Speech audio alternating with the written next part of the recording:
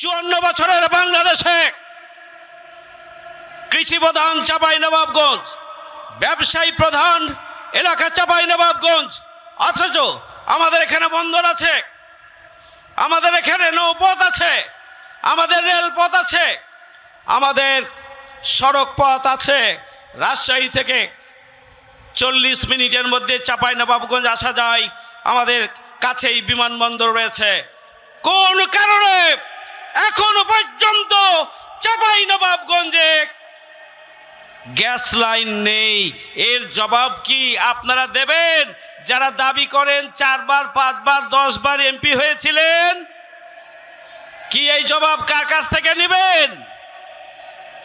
এর জবাব আপনারা দিতে পারবেন না। আমরা চাই ইনশাআল্লাহ আমরা নির্বাচিত হতে পারলে চাঁপাইনবাবগঞ্জ পর্যন্ত গ্যাস লাইন আনার জন্য আমরা পদক্ষেপ গ্রহণ করব ইনশাআল্লাহ। আমাদের প্রতিদ্বন্দ্বী প্রার্থী যারা, তারা বুঝে গিয়েছেন নির্বাচনের স্বাভাবিক পন্থায় বিজয় হতে পারবেন না, তাই তারা নতুন নতুন ফাঁদ আঁটছেন। তারা ফ্যামিলি কার্ডের নামে, কৃষি কার্ডের নামে আবারও নতুন করে প্রতারণার নীল নকশা এঁকেছেন তারা। আপনারা কি জানেন আমাদের মা বোন এবং অসহায় ভোটার যারা, তাদেরকে আমাদেরকে সচেতন করতে হবে, তাদের পাশে দাঁড়াতে হবে এবং ভোটের মতো পবিত্র আমানত, ভোটের মতো পবিত্র আমানত, মহামূল্যবান সম্পদ 500 টাকার বিনিময়ে, কোনো কার্ডের বিনিময়ে অথবা একটা পোলট্রি মুরগি, একটা শাড়ি বা লঙ্গির বিনিময়ে আমরা যেন কোনোভাবেই কোনো চাঁদাবাজ, সন্ত্রাসী এবং লুটেরাদেরকে আমাদের ভোট বিক্রি করে না দেই। সেই জন্য আমাদেরকে সজাগ এবং সচেতন হতে হবে। আমাদের ভোটারদেরকে ভোটের গুরুত্ব এবং প্রয়োজনীয়তা তাদেরকে বুঝাতে হবে। বিজয়ের কোন প্রতীক আছে? কোন প্রতীক? ইনশাআল্লাহ চাঁপাইনবাবগঞ্জে রব উঠেছে। বুলবুল ভাই ইনশাআল্লাহ, বুলবুল ভাই এগিয়ে চলো। সবাই বলে রব উঠেছে। পৌরসভায় উপজেলায় একই যোগে ভাই ওখানে যান, ভাই সামনে যান ভাই। সংগ্রামী জননেতা, আগামী দিনের বাংলাদেশের প্রধানমন্ত্রী ডাক্তার শফিকুর রহমান উপস্থিত। আমাদের চাঁপাইনবাবগঞ্জের 3টি আসনের 2 আসনের সংগ্রামী জননেতা ডক্টর মিজানুর রহমান, 1 নম্বর আসনের দাঁড়িপাল্লার পদপ্রার্থী ডক্টর কেরামত আলী, উপস্থিত জামাত ইসলামীর কেন্দ্রীয় স্থানীয় নেতৃবৃন্দ, 11 দলীয় জোটের শীর্ষ এবং স্থানীয় নেতৃবৃন্দ, শহীদ পরিবারের সম্মানিত সদস্যবৃন্দ, উপস্থিত আছেন জুলাই যোদ্ধাদের প্রতিনিধি, উপস্থিত সাংবাদিক বন্ধুগণ, সমবেত চাঁপাইনবাবগঞ্জবাসী, আমার মা এবং বোনেরা, আইন শৃঙ্খলা বাহিনীর সম্মানিত সদস্যবৃন্দ, সবাইকে জানাই আসসালামু আলাইকুম। ভালো আছেন আপনারা সবাই? আলহামদুলিল্লাহ। আমাদের আমিরে জামাত আজকের প্রধান অতিথি, তিনি অত্যন্ত কম সময়ের মধ্যেই আমাদের মাঝে যে উপস্থিত হবেন, আমরা আমিরে জামাতের কাছ থেকে দিক নির্দেশনামূলক বক্তব্য আমরা শুনব। সংগ্রামী ভাই বন্ধুগণ, আমরা আগামী দিনে বাংলাদেশকে পরিবর্তন করতে চাই। আমরা আগামী দিনে দুর্নীতি, সন্ত্রাস, চাঁদাবাজ, খুন এবং ধর্ষণ মুক্ত চাঁপাইনবাবগঞ্জ এবং আমাদের প্রিয় বাংলাদেশকে আমরা গড়ে তুলতে চাই। আমরা বসবাসযোগ্য মানবিক নিরাপদ বাংলাদেশ গড়তে চাই। বসবাসযোগ্য মানবিক নিরাপদ চাঁপাইনবাবগঞ্জ আমরা গড়তে চাই। সংগ্রামী ভাইয়ের আমার, আমিরের জামাতের পক্ষ থেকে ইশতেহার দেওয়া হয়েছে নতুন বাংলাদেশের। সেটি হচ্ছে আমরা আগামী দিনে মানবিক এবং নিরাপদ বাংলাদেশ প্রতিষ্ঠা করতে চাই। অবহেলিত জনপদ চাঁপাইনবাবগঞ্জ, এই জনপদের সমস্যার অন্ত নেই।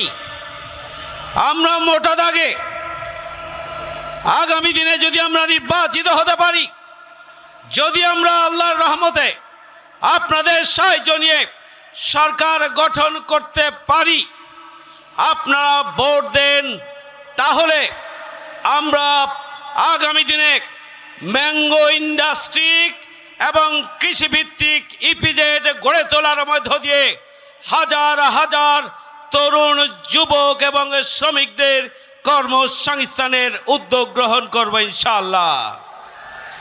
আগামী দিনে রাজশাহী থেকে সোনা মসজিদ পর্যন্ত 6 লেন রাস্তার পাশাপাশি রেল লাইন সম্প্রসারণ করে আমরা নিয়ে যেতে চাই আমাদের সোনা মসজিদ বন্দর পর্যন্ত। ব্যবসা বাণিজ্য এবং অর্থনৈতিক উন্নয়নের জন্য এখন এটি সময়ের দাবি। আমরা আগামী দিনে চাঁপাইনবাবগঞ্জের সদর উপজেলার 6-7টি ইউনিয়নকে নিয়ে সেখানকার মানুষের জীবন মান উন্নয়নের জন্য দিয়ার এবং চরাঞ্চলের জন্য আমরা একটি দিয়ার উপজেলা প্রতিষ্ঠার স্বপ্ন দেখি, আমরা তা বাস্তবায়ন করব ইনশাআল্লাহ। আমরা চাঁপাইনবাবগঞ্জে মেডিকেল কলেজ চাই। আমরা চাঁপাইনবাবগঞ্জে বিজ্ঞান এবং তথ্য প্রযুক্তি বিশ্ববিদ্যালয় চাই। আমরা চাঁপাইনবাবগঞ্জের সবচেয়ে বড় সমস্যা হচ্ছে নদীর ভাঙড়ে হাজার হাজার মানুষ, হাজার হাজার সেক্টর জমি নদীগর্ভে বিলীন হয়ে যায়। আমরা টেকসই বাঁধ, পদ্মা এবং মহানন্দা নদীর তীরে টেকসই বাঁধ নির্মাণ করতে চাই। কক্সবাজারের আদলে, আমরা মেরিন ড্রাইভের আদলে আমরা চাঁপাইনবাবগঞ্জের পদ্মা এবং মহানন্দা নদীর তীর ঘেঁষে আমরা রিভার ড্রাইভ তৈরি করতে চাই। এই সার্কেল রোড আভ্যন্তরীণভাবে ইউনিয়নগুলোর সাথে, শহরের সাথে এবং রাজশাহী সহ রাজধানীর সাথে যোগাযোগ ব্যবস্থাকে আমরা আরও পরিকল্পিত এবং আধুনিকায়নের আওতায় নিয়ে আসতে চাই।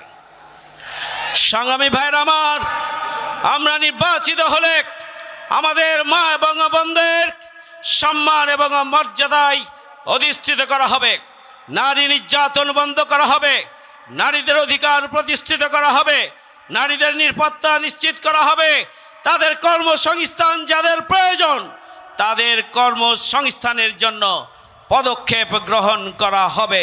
তাদেরকে ট্রেনিং দিয়ে তাদের হাতে দক্ষতা এবং আগ্রহের আলোকে প্রয়োজনীয় উপার্জনের উপাদান তাদের হাতে আমরা তুলে দেব ইনশাআল্লাহ। নারীদের নিরাপদ কর্ম পরিবেশ আমরা নিশ্চিত করব।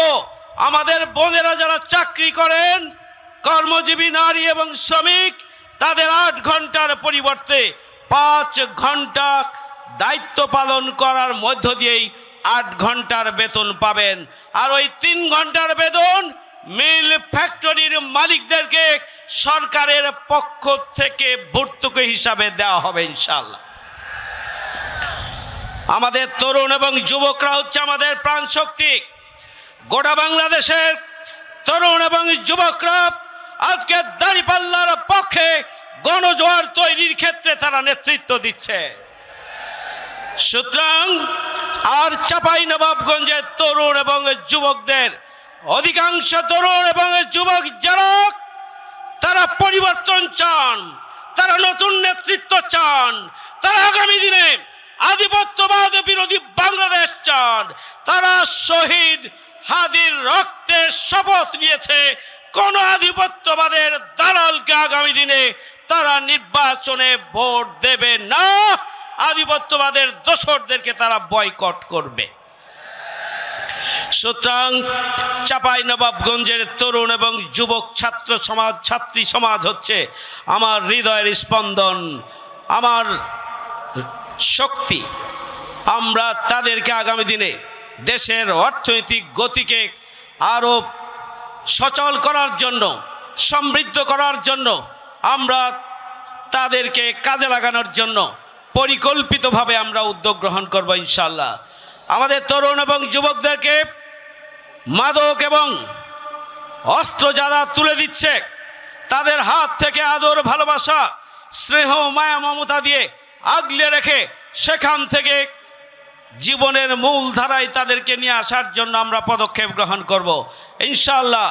আমরা তাদেরকে উন্নত মানের প্রশিক্ষণ দিয়ে তাদের হাতকে কর্মের হাতে পরিণত করবো ইনশাআল্লাহ। বেকার ভাতা নয়, তাদের হাতে আমরা তুলে দেব মর্যাদাপূর্ণ কাজ, তাদের হাতকে কাজের হাতে আমরা পরিণত করব ইনশাআল্লাহ। আমাদের তরুণ এবং যুবক যারা রয়েছেন তাদের বহুমুখী সমস্যা আছে। খেলার মাঠের অভাব, ইনডোর স্টেডিয়াম নেই, একাডেমি নেই, ক্রিকেট এবং ফুটবলের কোনো একাডেমি নেই। আমরা আমাদের তরুণ এবং যুবকদের বিনোদনের জন্য, তাদের শারীরিক এবং মানসিক বিকাশের জন্য, তাদের একটা স্বাধীন উন্মুক্ত পরিবেশে বেড়ে ওঠার জন্য আমরা আগামী দিনে বহুমুখী পদক্ষেপ গ্রহণ করব ইনশাআল্লাহ। আমাদের ভিন্ন ধর্মাবলম্বী যারা রয়েছেন আমরা তাদেরকে পরিষ্কার করতে চাই। আমরা 5ই আগস্টের পরে আপনাদের পাশে ছিলাম, আপনাদের পাশে এখনো আছি, ভবিষ্যতে আপনাদের পাশে আমরা থাকব। আমরা আপনাদের জন্য নিরাপত্তার ব্যবস্থা গ্রহণ করব। আপনারা স্বাধীন মতো আপনাদের ধর্ম চর্চা করার সুযোগ পাবেন। আমাদের আমিরে জামাত বলেছেন, মসজিদ যদি পাহারা দিতে না হয় মন্দির কেন পাহারা দিতে হবে? আমরা সেই ধরনের একটা এনভায়রনমেন্ট, সেই ধরনের একটা পরিবেশ আমরা নিশ্চিত করব ইনশাআল্লাহ। আমরা সংখ্যালঘু বা সংখ্যাগরুতে বিশ্বাস করি না। আমরা মনে করি হিন্দু, মুসলমান, বৌদ্ধ, খ্রিস্টান আমরা সবাই বাংলাদেশের গর্বিত নাগরিক, আমাদের সাংবিধানিক অধিকার সমান। সুতরাং আমাদের ভিন্ন ধর্মাবলম্বী ভাই ও বোনেরা সমান অধিকার পাবেন। আপনারা নিশ্চিন্তে ঘুমাতে পারবেন, আপনারা নিরাপদে থাকবেন, আপনাদেরকে ভয়, ভীতি আর রক্তচক্ষু কেউ দেখানোর সুযোগ পাবে না ইনশাআল্লাহ। সংগ্রামী উপস্থিতি, আমাদের এই প্রিয় চাঁপাইনবাবগঞ্জে এখন বিশুদ্ধ খাবার পানির অভাব, এ অভাব দূরীকরণের জন্য আমরা পদক্ষেপ গ্রহণ করব। আপনারা জানেন যে আমাদের শাটল ট্রেন রাজশাহী থেকে নবাবগঞ্জ পর্যন্ত শাটল ট্রেনের সংখ্যা আমরা বৃদ্ধি করতে চাই। আন্তনগর ট্রেন মাত্র একটি রয়েছে। আমরা আন্তনগর ট্রেনের পরিমাণ আমরা চাঁপাইনবাবগঞ্জে বৃদ্ধি করতে চাই। 54 বছরের বাংলাদেশে কৃষি প্রধান চাঁপাইনবাবগঞ্জ, ব্যবসায়ী প্রধান এলাকা চাঁপাইনবাবগঞ্জ, অথচ আমাদের এখানে বন্দর আছে, আমাদের এখানে নৌপথ আছে, আমাদের রেলপথ আছে, আমাদের সড়ক পথ আছে। রাজশাহী থেকে 40 মিনিটের মধ্যে চাঁপাইনবাবগঞ্জ আসা যায়, আমাদের কাছেই বিমানবন্দর রয়েছে। কোন কারণে এখনো পর্যন্ত চাঁপাইনবাবগঞ্জে গ্যাস লাইন নেই? এর জবাব কি আপনারা দেবেন? যারা দাবি করেন 4 বার, 5 বার, 10 বার এমপি হয়েছিলেন, কি এই জবাব কার কাছ থেকে নেবেন? এর জবাব আপনারা দিতে পারবেন না। আমরা চাই ইনশাআল্লাহ আমরা নির্বাচিত হতে পারলে চাঁপাইনবাবগঞ্জ পর্যন্ত গ্যাস লাইন আনার জন্য আমরা পদক্ষেপ গ্রহণ করব ইনশাআল্লাহ।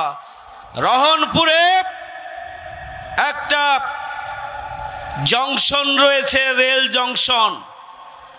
এই রেল জংশনকে রেল বন্দরে পরিণত করার জন্য আমরা উদ্যোগ নেব ইনশাআল্লাহ। আমরা নির্বাচিত হলে, আমরা সরকার যদি গঠন করতে পারি, কারণ রহনপুর থেকে নেপালের রেল যোগাযোগের মাত্র 21 কিলোমিটার দূরত্ব রয়েছে। সুতরাং আমরা নেপালের সাথে আমাদের রেল যোগাযোগের মাধ্যমে ব্যবসা বাণিজ্য সহ সার্বিক বিষয়ে আমরা পদক্ষেপ গ্রহণ করতে পারব। এই জন্য রহনপুরের রেল বন্দর স্থাপনের জন্য আমরা উদ্যোগ গ্রহণ করব যদি আমরা নির্বাচিত হতে পারি। সংগ্রামী ভাইয়ের আমার,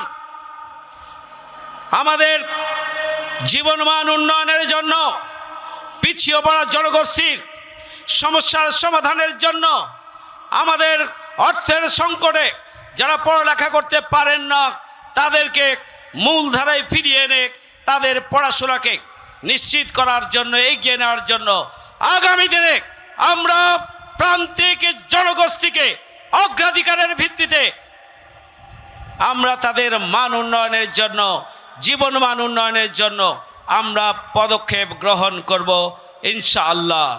সংগ্রামী ভাই বন্ধুগণ, চাঁপাইনবাবগঞ্জের মানুষ পরিবর্তন চায়।